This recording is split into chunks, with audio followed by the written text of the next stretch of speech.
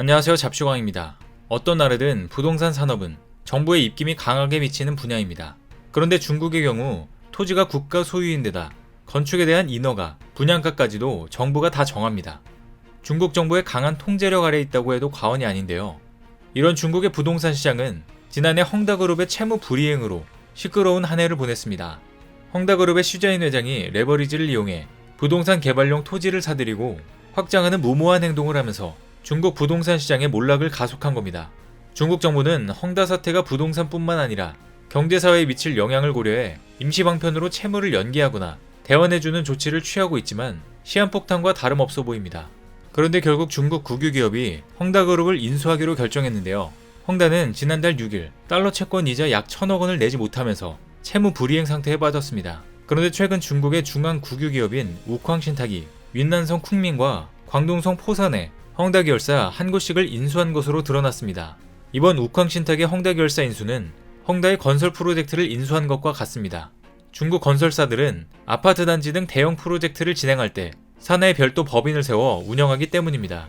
현재 중국 업계에선 이를 시작으로 다른 중국 국유기업들도 헝다 프로젝트 인수에 나설 것이란 관측을 하고 있는데요. 그런데 중국은 이렇게 내부도 관리하지 못하고 있는 마당에 다른 나라에까지 피해를 주고 있습니다. 심지어 중국은 다른 국가들의 항구를 강제로 뺏어서 군사기지화 시키려는 움직임을 보이고 있는데요. 이와 관련해서 자세히 알아보겠습니다. 1대1로는 시진핑 주석이 중국몽을 실현하기 위해 야심차게 추진하는 사업으로 잘 알려져 있습니다. 중국의 대규모 투자와 지원을 받은 저개발 국가들이 이 1대1로 사업에 참여하고 있는데 그동안 예상한 것처럼 빚더미에 앉게 되는 국가가 잇따르고 있습니다. 최근에도 중국은 1대1로 프로젝트 협력 국가인 몰디브의 인프라 건설 프로젝트에 6,300만 달러, 우리 돈으로 약 760억 원에 달하는 보조금을 지원하기로 했습니다. 로이터 통신에 따르면 중국 왕이 외교부장은 몰디브에서 이 같은 내용을 담은 합의서에 서명했습니다. 몰디브를 방문하기에 앞서 왕이 외교부장은 동아프리카를 순방해 아프리카의 뿔 담당 특사를 임명할 것이라고 밝히기도 했는데요. 아프리카의 뿔은 대륙 동쪽 끝에 코뿔 속 뿔처럼 뾰족 튀어나온 지역으로 소말리아 반도를 말합니다.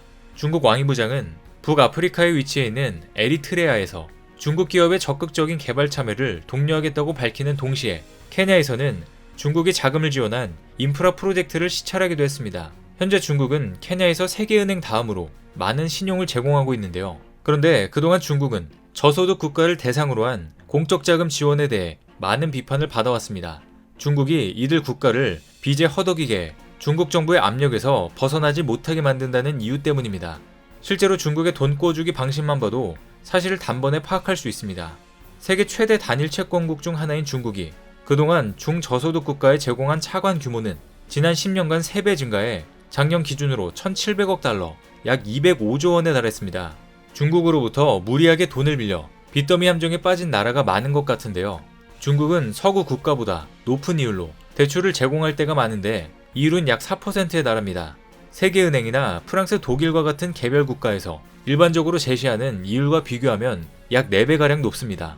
실제로 전 세계 중소득 국가는 40여 곳으로 숨겨진 부채까지 계산했을 때 이들이 중국에 진 부채 규모는 연간 GDP의 10%를 넘었습니다.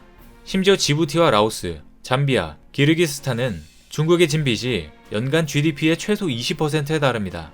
대부분 부채는 시진핑 주석이 추진하는 1대1로 사업에 관한 것으로 도로와 철도, 항구 같은 거대 인프라 프로젝트와 에너지 산업에 활용되고 있는 것으로 파악됐습니다. 그리고 중국은 다른 나라에 돈을 빌려주고 채무국이 상환하지 못할 경우 주요 자산에 대한 통제권을 양도받는 파렴치한 일도 자행하고 있는데요.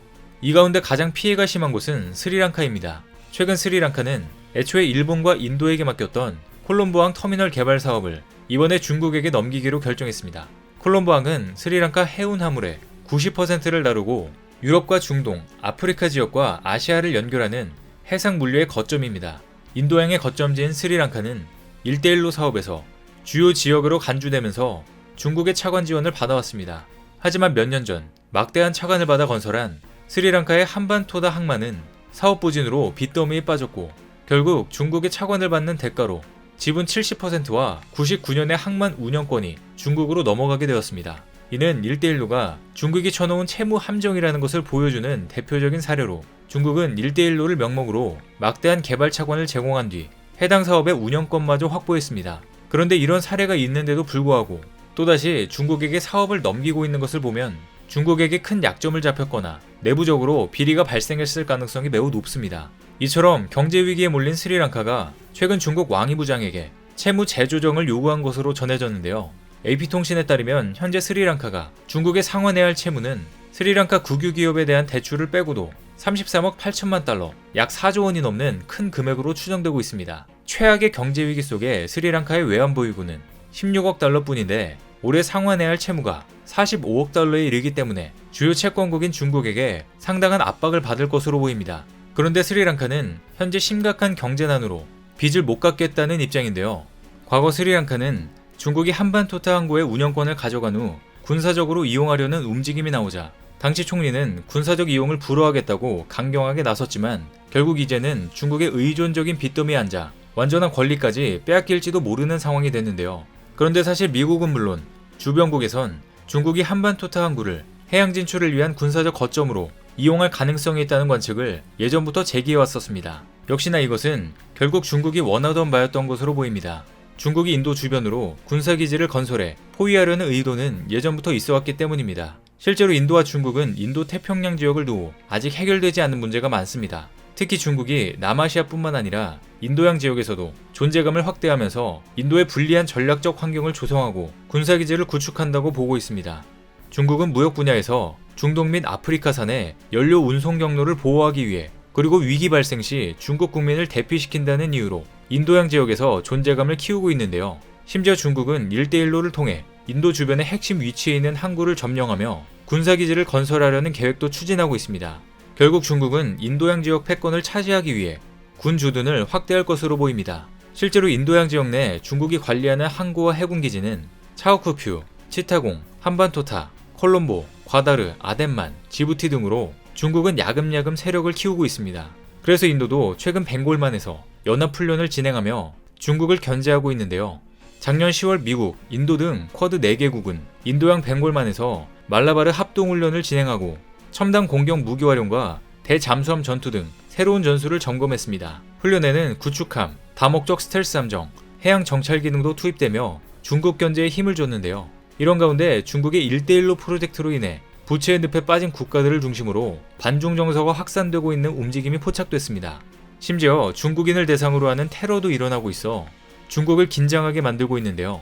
중국과 가장 친하다고 알려지며 500억 달러의 중국 자본 투자가 이뤄진 파키스탄에서는 경제적 이익을 대부분 중국이 가져가고 개발 지역이 모두 초토화되자 최근 주민들을 중심으로 1대1로에 반대하는 시위가 일고 있습니다.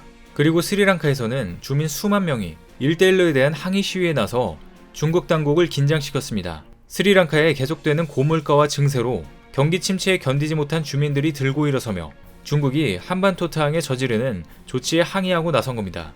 이처럼 1대1로 때문에 국가 파산 위기에 처한 스리랑카는 최근 인도에게 다시 도움을 요청하기에 이르렀습니다. 로이터 통신에 따르면 최근 인도 정부가 스리랑카의 석유 제품 구매에 5억 달러 규모의 신용한도를 제공하기로 했습니다.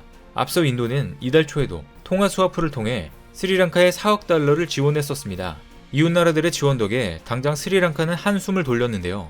하지만 중국으로부터 아직도 대규모의 차관이 남아있어 이러한 빚이 덧치돼 국가부도의 위기를 맞고 있는 현실을 보면 참으로 안타까울 지경입니다. 이런 추세대로라면 중국은 그나마 몇 남아있지 않은 국가들도 다 떠나 전 세계적으로 공공의 적이 될 것으로 보입니다. 스리랑카를 비롯해 중국 1대1로 빚더미 함정에 빠진 국가들이 과연 앞으로 어떻게 될지 관심있게 지켜보겠습니다. 오늘 준비한 소식은 여기까지입니다. 댓글을 통한 여러분들의 많은 의견 기다리겠습니다. 많은 분들의 생각이 모였을 때 진정 가치 있는 지식이 완성될 것입니다. 시청해주셔서 감사합니다.